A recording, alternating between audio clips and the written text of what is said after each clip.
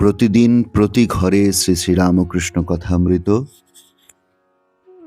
শ্রী শ্রী রামকৃষ্ণ কথামৃতের এই অনুধ্যান শিবিরে আজ আমরা উপস্থিত হয়েছি শ্রী শ্রী রামকৃষ্ণ কথামৃতের পঞ্চম পরিচ্ছেদের মাঝামাঝি জায়গায়। সেখানে মাস্টারমশাই বিনীতভাবে ঠাকুরকে জিজ্ঞাসা করছেন, সংসারে কিরকম করে থাকতে হবে।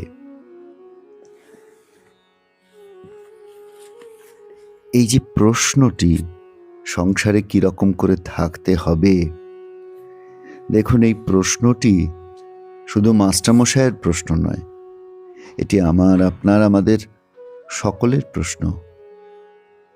সংসারে থাকা সেটি কি সত্যি খুব অপরাধ? মাস্টারমশাইকে যখন ঠাকুর জিজ্ঞাসা করলেন, তুমি কি বিয়ে করেছ, তোমার কি ছেলে হয়েছে, এবং তার উত্তরে যখন মাস্টারমশাই হ্যাঁ বললেন, তখন শ্রীরামকৃষ্ণ যেভাবে রামলাল দাদাকে ডেকে বললেন, ওরে রামলাল, ও বিয়ে করে ফেলেছে, তাতে আমরা যেন সংসারীরা খানিকটা ভীত হয়ে পড়লাম। আমাদের মনে হতে লাগলো যে তাহলে বোধহয় মাস্টারমশাই বিবাহ করে সন্তানের পিতা হয়ে বিশেষ কোনো অপরাধ করেছেন, ভুল করেছেন। কিন্তু ধীরে ধীরে মাস্টারমশাই বুঝতে পারলেন যে কি কারণে শ্রীরামকৃষ্ণ তার এই বিবাহের কথা শুনে, বন্ধনে জড়িয়ে পড়ার কথা শুনে খানিকটা বিরক্ত হয়েছিলেন, খানিকটা চিন্তিত হয়েছিলেন।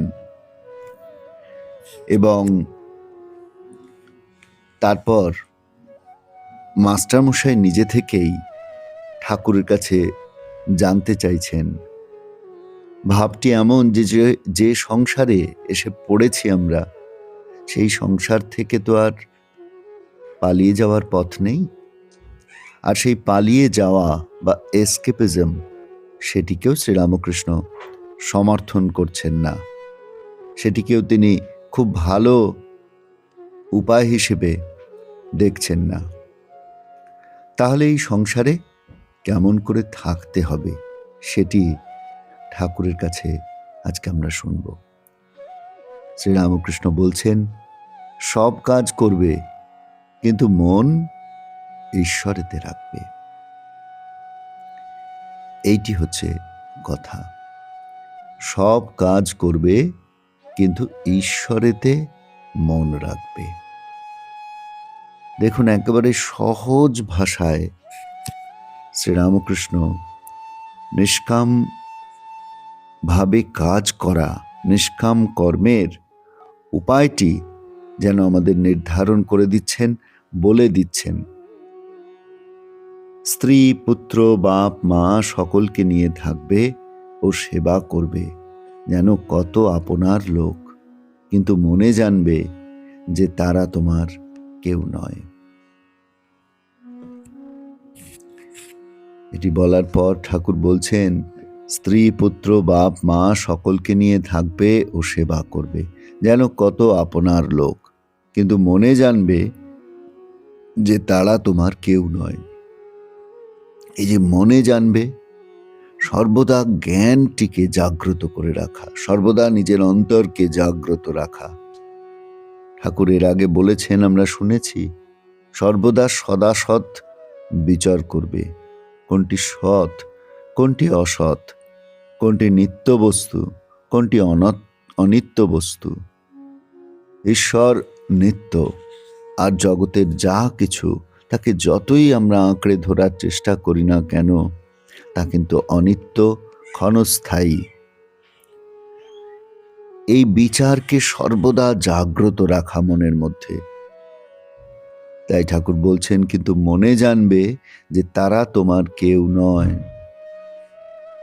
অর্থাৎ এই যে স্ত্রী, পুত্র, বাপ, মা, এদের সঙ্গে এই যে সাময়িক সম্পর্ক, এই সম্পর্ক চিরস্থায়ী হতে পারে না।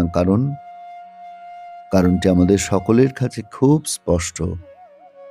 যতই আমরা তাদের আঁকড়ে ধরে থাকতে চাই, দেহ অনিত্য, এই দেহের ক্ষয় হবে এবং অনেকেই আমাদের চোখের সামনে মৃত্যু মুখে পতিত হবেন।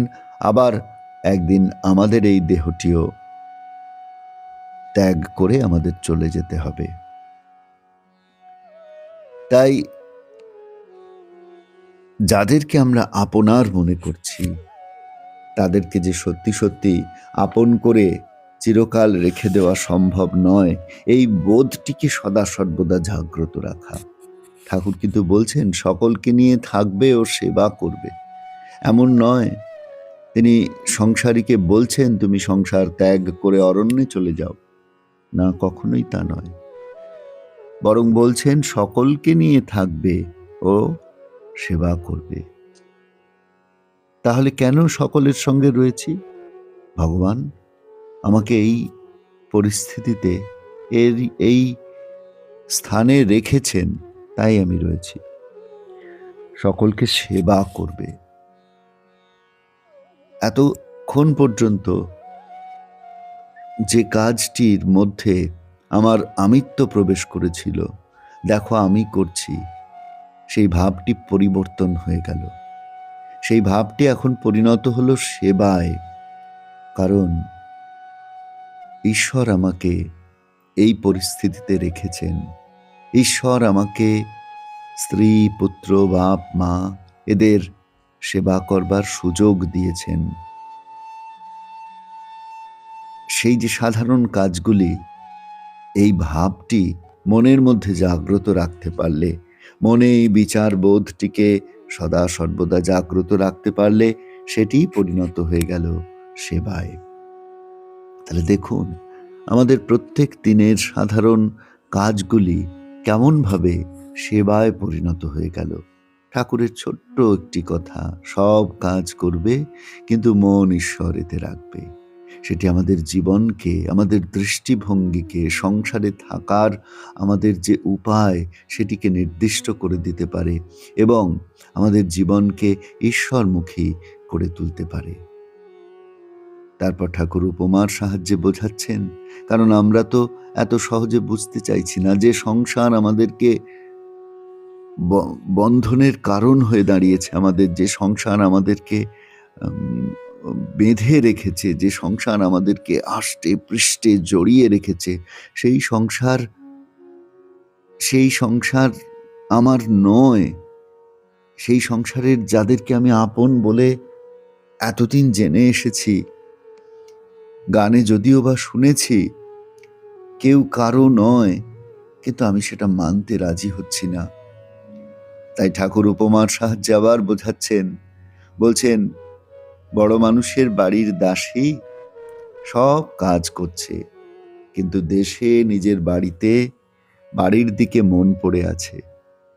আবার সে মনিবের ছেলেদের আপনার ছেলের মতো মানুষ করে, বলে আমার রাম আমার হরি, কিন্তু মনে বেশ জানে এরা আমার কেউ নয়। অপূর্ব একটি উপমা। এই ভাবটিকে সংসারে থাকার সময় মনের মধ্যে গেঁথে নেওয়া। ঠাকুর সংসার ত্যাগ করতে বলছেন না, কিন্তু সংসারী ভাবটিকে ত্যাগ করতে বলছেন। সংসারের মধ্যে ডুবে থাকার মানসিকতাটাকে ত্যাগ করতে বলছেন। বলছেন মনটাকে তুমি এমনভাবে প্রস্তুত করো যাতে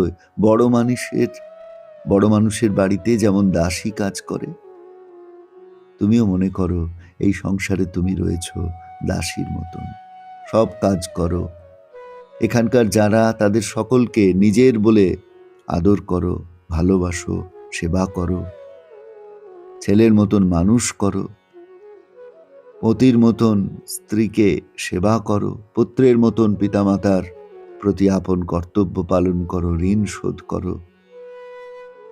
যেমন বড়লোকের বাড়ির দাসী মনিবের ছেলেদের বলে, আমার রাম আমার হরি, কিন্তু মনে মনে জানে এরা আমার কেউ নয়। ওই গোপন জায়গাটিতে শুধু তোমার অধিকার। মনের গভীরে জানো যে আজ যাদের সঙ্গে রয়েছ, এই সংসারে যাদের নিয়ে ওঠা বসা চলছে, এরা কেউ তোমার চিরন্তন সঙ্গী হতে পারে না। আজকে তুমি তাদের আঁকড়ে রয়েছ, তাদের প্রতি তোমার দায়িত্ব কর্তব্য পালন করো, কিন্তু তারা সকলে এসেছেন ঈশ্বরের কাছ থেকে, আবার ঈশ্বরেই ফেরত যাবেন।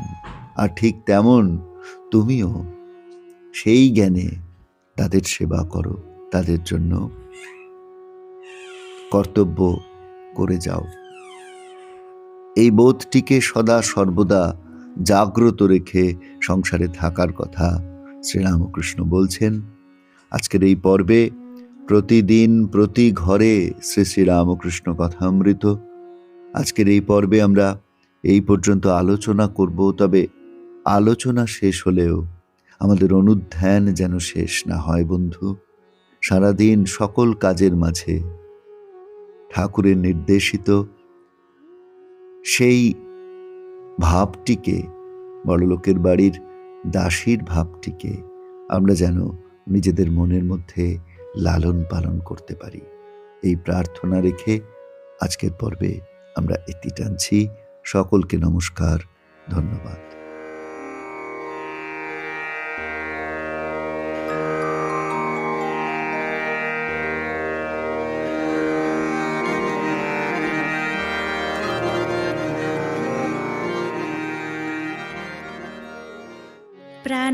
প্রাণারাম প্রাণারাম প্রাণারাম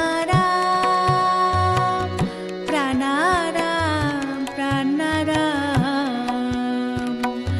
প্রাণারাম। কি যেন লুকানো নামে তাই মিষ্ট এত তব নাম প্রাণারাম প্রাণারাম প্রাণারাম প্রাণারাম প্রাণারাম।